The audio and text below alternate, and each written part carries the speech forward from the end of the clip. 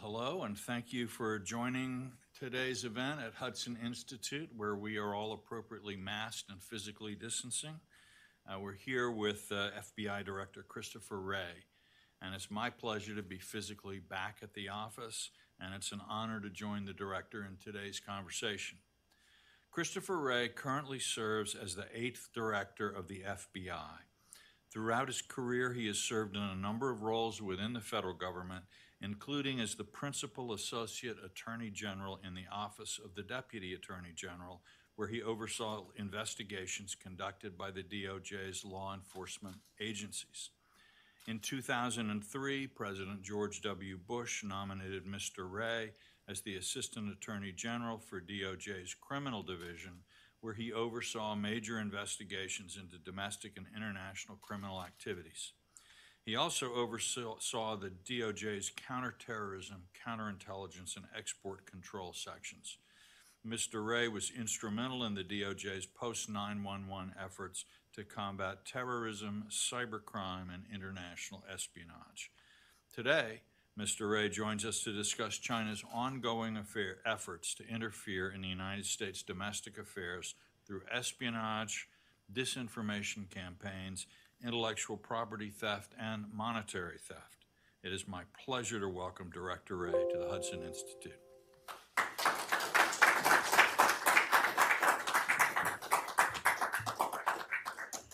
Well, thank you, Walter. Good morning, everybody. I realize that it is challenging, particularly under the current circumstances, to put on an event like this, so I'm grateful to the Hudson Institute for hosting us today.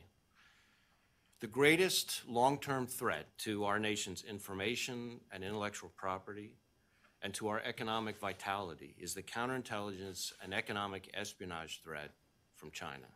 It's a threat to our economic security and, by extension, to our national security. As National Security Advisor O'Brien said in his recent remarks, we cannot close our eyes and ears to what China is doing. And today, in light of the importance of this threat, I will provide more detail on the Chinese threat than the FBI has ever presented in an open forum. This threat is so significant that the Attorney General and the Secretary of State will also be addressing a lot of these issues in the next few weeks. But if you think these issues are just an intelligence issue or a government problem or a nuisance largely just for big corporations who can largely take care of themselves, you could not be more wrong. It's the people of the United States who are the victims of what amounts to Chinese theft on a scale so massive that it represents one of the largest transfers of wealth in human history. If you're an American adult, it is more likely than not that China has stolen your personal data. In 2017, the Chinese military conspired to hack Equifax and made off with the sensitive personal information of 150 million Americans. We're talking nearly half of the American population and most American adults. And as I'll discuss in a few moments, this was hardly a standalone incident. Our data isn't the only thing at stake here. So are our health, our livelihoods, and our security. We've now reached the point where the FBI is opening a new China-related counterintelligence case about every 10 hours.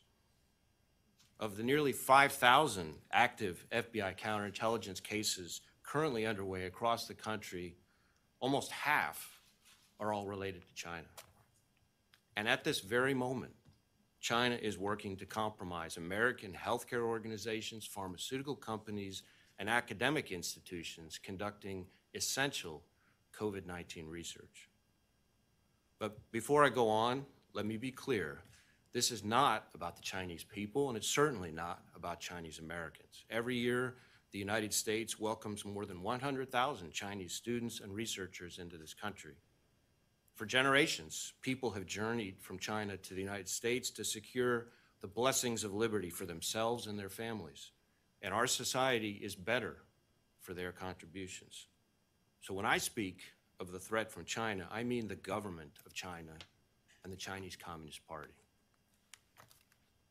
To understand this threat, and how we must act to respond to it, the American people should remember three things. First, we need to be clear-eyed about the scope of the Chinese government's ambition.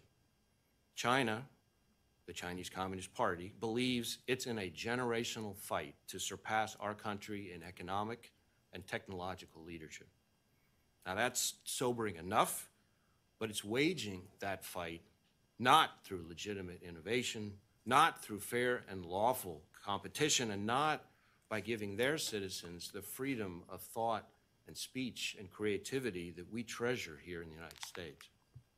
Instead, China is engaged in a whole-of-state effort to become the world's only superpower by any means necessary. The second thing the American people need to understand is that China uses a diverse range of sophisticated techniques, everything from cyber intrusions to corrupting trusted insiders. They've even engaged in outright physical theft. And they've pioneered an expansive approach to stealing innovation through a wide range of actors, including not just Chinese intelligence services, but state-owned enterprises, ostensibly private companies, certain kinds of graduate students and researchers, and a whole variety of other actors working on their behalf. To achieve its goals and surpass America, China recognizes it needs to make leaps in cutting-edge technologies. But the sad fact is that instead of engaging in the hard slog of innovation, China often steals American intellectual property and then uses it to compete against the very American companies it victimized, in effect, cheating twice over. They're targeting research on everything from military equipment to wind turbines to rice and corn seeds. Through its talent recruitment programs, like the so-called 1,000 Talents program, the Chinese government tries to entice scientists to secretly bring our knowledge and innovation back to China, even if that means stealing proprietary information or violating our export controls and conflict of interest rules. Take the case of scientist Hong Jintan, for example, a Chinese national and American lawful permanent resident. He applied to China's 1,000 Talents program and stole more than $1 billion, that's with a B, worth of trade secrets from his former employer, an Oklahoma-based petroleum company, and got caught. A few months ago, he was convicted and sent to prison. Or there's the case of Shan Shi, a Texas-based scientist, also sentenced to prison earlier this year. She stole trade secrets regarding syntactic foam, an important naval technology used in submarines. She, too, had applied to China's 1,000 Talents program and specifically pledged to digest and absorb the relevant technology in the United States. He did this on behalf of Chinese state-owned enterprises, which ultimately planned to put the American company out of business and take over the market. In one of the more galling and egregious aspects of the scheme, the conspirators actually patented in China the very manufacturing process they'd stolen, and then offered their victim American company a joint venture using its own stolen technology. We're talking about an American company that spent years and millions of dollars developing that technology, and China couldn't replicate it, so instead, it paid to have it stolen. And just 2 weeks ago, Hao Zhang was convicted of economic espionage, theft of trade secrets, and conspiracy for stealing proprietary information about wireless devices from 2 U.S. companies. One of those companies had spent over 20 years developing the technology that Zhang stole. These cases were among more than 1,000 investigations the FBI has into China's actual and attempted theft of American technology. And that's not even talking about the more than 1,000 other ongoing counterintelligence investigations of other kinds related to China. We're conducting these kinds of investigations in all 56 of our field offices. And over the past decade, we've seen economic espionage cases with a link to China increase by approximately 1,300%. The stakes could not be higher, and the potential economic harm to American businesses and the economy as a whole almost defies calculation. As National Security Advisor O'Brien discussed in his June remarks, the Chinese government is also making liberal use of hacking to steal our corporate and personal data, and they're using both military and non-state hackers to do it. The Equifax intrusion I mentioned just a few moments ago, which led to the indictment of Chinese military personnel, was hardly the only time China stole the sensitive personal information of huge numbers of the American public. For example, did any of you have health insurance through Anthem or one of its associated insurers? Well, in 2015, China's hackers stole the personal data of 80 million of that company's current and former customers. Or maybe you're a federal employee, or you used to be one, or you applied for a government job once, or a family member or a roommate did. Well, in 2014, China's hackers stole more than 21 million records from OPM, the federal government's Office of Personnel Management. Why are they doing this? Well, first, China has made becoming an artificial intelligence world leader a priority, and these kinds of thefts feed right into China's development of artificial intelligence tools. But compounding the threat, the data China stole is of obvious value as they attempt to identify people for secret intelligence gathering. On that front, China is using social media platforms, the same ones Americans use every day to stay connected or find jobs, to identify people with access to our government's sensitive information and then target those people to try to steal it. Just to pick one example, a Chinese intelligence officer posing as a headhunter on a popular social media platform recently offered an American citizen a sizable sum of money in exchange for so-called consulting services. Sounds benign enough until you realize those consulting services were related to sensitive information the American target had access to as a U.S. military intelligence specialist. Now, that particular tale has a happy ending. The American citizen did the right thing, reported the suspicious contact, and the FBI, working together with our armed forces, took it from there. I wish I could say that all such incidents ended that way. It's a troublingly similar story in academia. Through talent recruitment programs like the 1,000 Talents program I mentioned just a few moments ago, China pays scientists at American universities to secretly bring our knowledge and innovation back to China, including valuable federally funded research. To put it bluntly, this means American taxpayers are effectively footing the bill for China's own technological development. China then leverages its ill-gotten gains to undercut U.S. research institutions and companies, blunting our nation's advancement and costing American jobs. And we're seeing more and more of these cases. In May alone, we arrested both Qing Wang, a former researcher with the Cleveland Clinic who worked on molecular medicine and the genetics of cardiovascular disease, and Simon Saotiong, a University of Arkansas scientist doing research for NASA.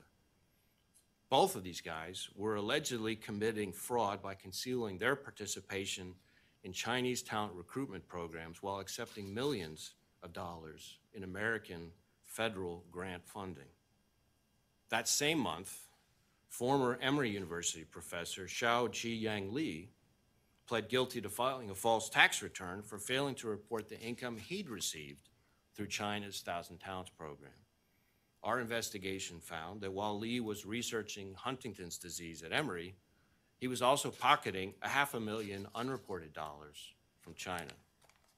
In a similar vein, Charles Lieber, chair of Harvard's Department of Chemistry and Chemical Biology, was indicted just last month for making false statements to federal authorities about his 1,000 Talents participation. The United States has alleged that Lieber concealed from both Harvard and the NIH his position as a strategic scientist at a Chinese university, and the fact that the Chinese government was paying him through the Wuhan Institute of Technology a $50,000 monthly stipend, more than $150,000 in living expenses, and more than $1.5 million to establish a laboratory back in China. There's more. Another tool China and the Chinese Communist Party use to manipulate Americans is what we call malign foreign influence. Now, traditional foreign influence is a normal, legal, diplomatic activity typically conducted through diplomatic channels. But malign foreign influence efforts are subversive, undeclared, criminal, or coercive attempts to sway our government's policies, distort our country's public discourse, and undermine confidence in our democratic processes and values. China is engaged in a highly sophisticated malign foreign influence campaign, and its methods include bribery, blackmail, and covert deals. Chinese diplomats also use both open, naked economic pressure and seemingly independent middlemen to push China's preferences on American officials. Just take one all too common illustration. Let's say China gets wind that some American official is planning to travel to Taiwan. Think a governor, a state senator, a member of Congress. China does not want that to happen because that travel might appear to legitimize Taiwanese independence from China, and legitimizing Taiwan would, of course, be contrary to China's one China policy. So what does China do? Well, China has leverage over the American officials' constituents. American companies, academics, and members of the media all have legitimate and understandable reasons to want access to Chinese partners and markets. But because of the authoritarian nature of the Chinese Communist Party, China has immense power over those same partners and markets. So China will sometimes start by trying to influence the American official overtly and directly. China might openly warn that if the American official goes ahead and takes that trip to Taiwan, China will take it out on a company from that official's home state by withholding the company's license to manufacture in China. That could be economically ruinous for the company, would directly pressure the American official to alter his travel plans, and the official would know that China was trying to influence him. That would be bad enough, but the Chinese Communist Party doesn't stop there. It can't stop there if it wants to stay in power, so it uses its leverage even more perniciously. If China's more direct, overt influence campaign doesn't do the trick, they sometimes turn to indirect, covert, deceptive influence efforts. So to continue with the illustration of the American official with travel plans that the Chinese Communist Party doesn't like, China will work relentlessly to identify the people closest to that official, the people that official trusts the most. China will then work to influence those people to act on China's behalf as middlemen to influence the official. The co-opted middlemen may then whisper in the official's ear and try to sway the official's travel plans or public positions on Chinese policy. These intermediaries, of course, aren't telling the American official they're Chinese Communist Party pawns, and worse still, some of these intermediaries may not even realize that they're being used as pawns because they too have been deceived. Ultimately, China doesn't hesitate to use smoke, mirrors, and misdirection to influence Americans. Similarly, China often pushes academics and journalists to self-censor if they want to travel into China. And we've seen the Chinese Communist Party pressure American media and sporting giants to ignore or suppress criticism of China's ambitions regarding Hong Kong or Taiwan. This kind of thing is happening over and over across the United States. And I will note that the pandemic has unfortunately not stopped any of this. In fact, we've heard from federal, state, and even local officials that Chinese diplomats are aggressively urging support for China's handling of the COVID-19 crisis. Yes, this is happening at both the federal and state levels. Not that long ago, we had a state senator who was recently even asked to introduce a resolution supporting China's response to the pandemic. The punchline is this: all of these seemingly inconsequential pressures add up to a policymaking environment in which Americans find themselves held over a barrel by the Chinese Communist Party. All the while, China's government and Communist Party have brazenly violated well-settled norms and the rule of law. Since 2014, Chinese General Secretary Xi Jinping has spearheaded a program known as Fox Hunt. Now, China describes Fox Hunt as some kind of international anti-corruption campaign. It is not. Instead, Fox Hunt is a sweeping bid by General Secretary Xi to target Chinese nationals whom he sees as threats and who live outside of China, across the world. We're talking about political rivals, dissidents, and critics seeking to expose China's extensive human rights violations. Hundreds of these Fox Hunt victims that they target live right here in the United States, and many are American citizens or green card holders. The Chinese government wants to force them to return to China, and China's tactics to accomplish that are shocking. For example, when it couldn't locate one Fox Hunt target, the Chinese government sent an emissary to visit the target's family here in the United States. The message they said to pass on? The target had two options: return to China promptly or commit suicide. And what happens when Fox Hunt targets refuse to return to China?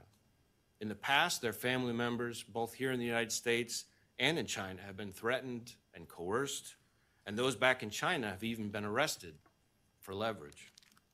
I will take this opportunity to note that if you believe the Chinese government is targeting you, that you're a potential Fox Hunt victim, please reach out to your local FBI field office.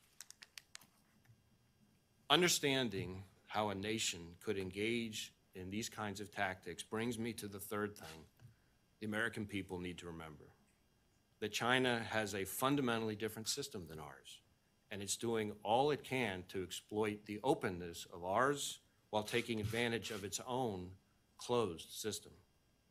Many of the distinctions that mean a lot here in the United States are blurry or almost non-existent in China. I'm talking about distinctions between the government and the Chinese Communist Party, between the civilian and military sectors, between the state and the private sector. For one thing, an awful lot of large Chinese businesses are state-owned enterprises, literally owned by the government and thus the party. But even if they aren't, China's laws allow its government to compel any Chinese company to provide any information it requests, including American citizens' data. On top of that, Chinese companies of any real size are legally required to have Communist Party cells inside them to keep them in line. Even more alarmingly, Communist Party cells have reportedly been established in some American companies operating in China as a cost of doing business there. These kinds of features should give U.S. companies pause when they consider working with Chinese corporations like Huawei, and they should give all Americans pause, too, when relying on such a company's devices and networks. As the world's largest telecommunications equipment manufacturer, Huawei has broad access to much that American companies do in China. It's also been charged in the United States with racketeering conspiracy and has, as alleged in the indictment, repeatedly stolen intellectual property from U.S. companies, obstructed justice, and lied to the U.S. government and its commercial partners, including banks. The allegations are clear. Huawei is a serial intellectual property thief with a pattern and practice of disregarding both the rule of law and the rights of its victims. Now, I have to tell you, it certainly caught my attention to read a recent article describing the words of Huawei's founder, Ren Zhengfei, about the company's mindset. At a Huawei Research and Development Center, he reportedly told employees that to ensure the company's survival, they need to, and I quote, surge forward, killing as you go, to blaze us a trail of blood. He also reportedly told employees that Huawei has entered, to quote, a state of war. Now, I certainly hope he couldn't have meant that literally, but it's hardly an encouraging tone given the company's repeated criminal behavior. In our modern world, there is perhaps no more ominous prospect than a hostile foreign government's ability to compromise our country's infrastructures and devices. If Chinese companies like Huawei are given unfettered access to our telecommunications infrastructure, they could collect any of your information that traverses their devices or networks. Worse still, they'd have no choice but to hand it over to the Chinese government if asked. The privacy and due process protections that are sacrosanct in the United States are simply non-existent in China. The Chinese government is engaged in a broad, diverse campaign of theft and malign influence, and it can execute that campaign with authoritarian efficiency. They're calculating, they're persistent, they're patient, and they're not subject to the righteous constraints of an open democratic society or the rule of law. China, as led by the Chinese Communist Party, is going to continue to try to misappropriate our ideas, influence our policymakers, manipulate our public opinion, and steal our data. They will use an all tools and all sectors approach, and that demands our own all tools and all sectors approach in response. Our folks at the FBI are working their tails off every day to protect our nation's companies, our universities, our computer networks, and our ideas and innovation. To do that, we're using a broad set of techniques from our traditional law enforcement authorities to our intelligence capabilities. And I will briefly note that we're having real success. With the help of many of our foreign partners, we've arrested targets all over the globe. Our investigations and the resulting prosecutions have exposed the tradecraft and techniques the Chinese use, raising awareness of the threat and our industry's defenses. They also show our resolve and our ability to attribute these crimes to those responsible. Now, it's one thing to make assertions, but in our justice system, when a person or a corporation is investigated and then charged with a crime, we have to prove the truth of that allegation beyond a reasonable doubt. The truth matters, and so these criminal indictments matter. And we've seen how our criminal indictments have rallied other nations to our cause, which is crucial to persuading the Chinese government to change its behavior. We're also working more closely than ever with partner agencies here in the US and our partners abroad. We can't do it on our own. We need a whole of society response. That's why we in the intelligence and law enforcement communities are working harder than ever to give companies, universities, and the American people themselves the information they need to make their own informed decisions and protect their most valuable assets. Confronting this threat effectively does not mean we shouldn't do business with the Chinese. It does not mean we shouldn't host Chinese visitors. It does not mean we shouldn't welcome Chinese students or coexist with China on the world stage. But it does mean that when China violates our criminal laws and international norms, we are not going to tolerate it, much less enable it. The FBI and our partners throughout the US government will hold China accountable and protect our nation's innovation, ideas, and way of life with the help and vigilance of the American people. Thank you for having me here today.